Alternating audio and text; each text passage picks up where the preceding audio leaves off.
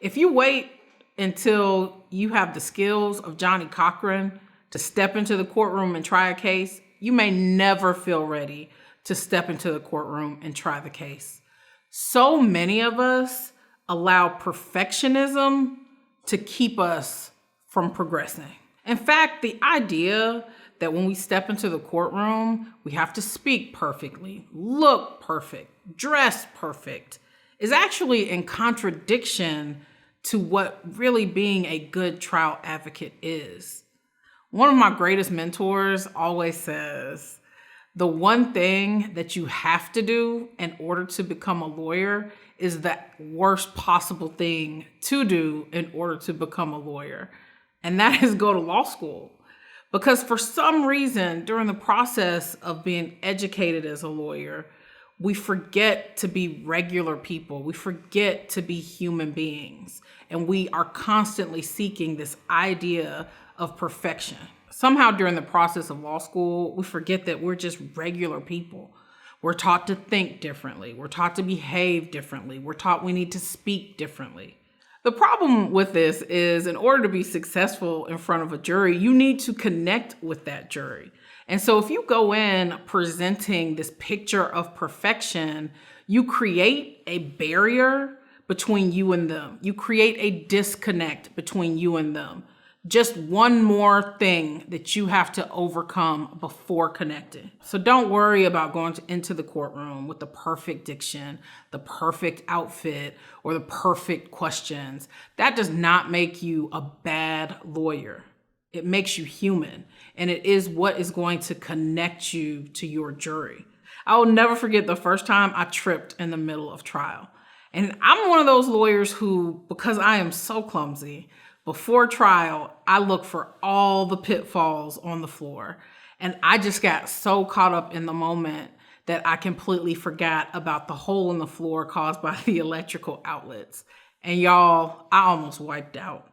And I was mortified. I thought this jury is going to think I am an idiot. But after the trial, I was talking to the jury, and one of the women said, "Oh my God, when you tripped, I thought that's totally something I would do. But you recovered so well."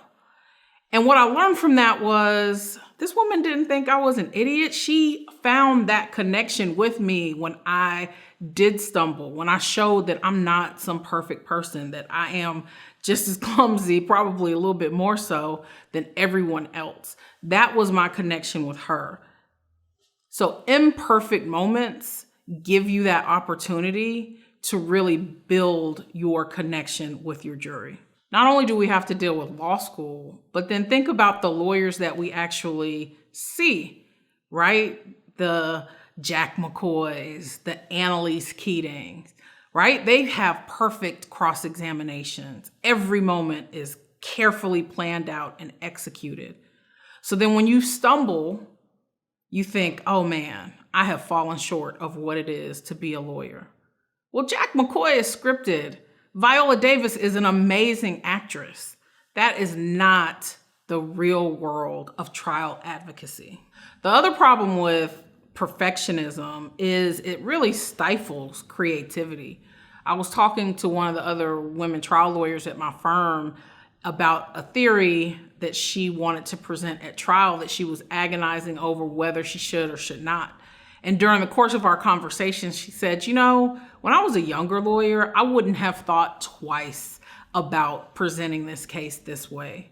But what happens over time is we get beat down by this is the way it's done. I mean, how many times have you gotten that email response from opposing counsel that, well, no one else objects to this motion, as if that is proper support for a protective order? That's exactly the problem with perfectionism, because we're looking to achieve standards that weren't set by us or people who have our goals. I will never forget when I was getting ready to leave the first firm I joined, and my dad was mortified. I'd only been there a couple of years, and back then the rule was that you stayed at a firm for 5 years before you went anywhere else. But I knew in my heart that there was something I needed to learn that the firm I was with could not teach me. And so I left.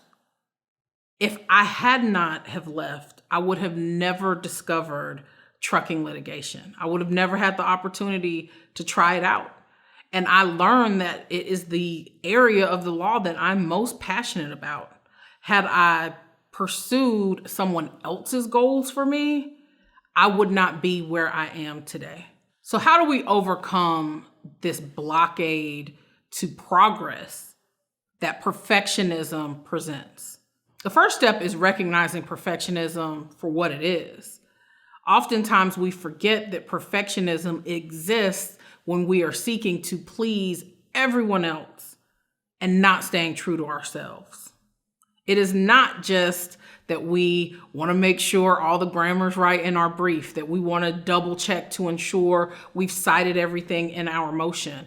It is living up to standards and seeking a life that if you really look on the inside, you don't even really want.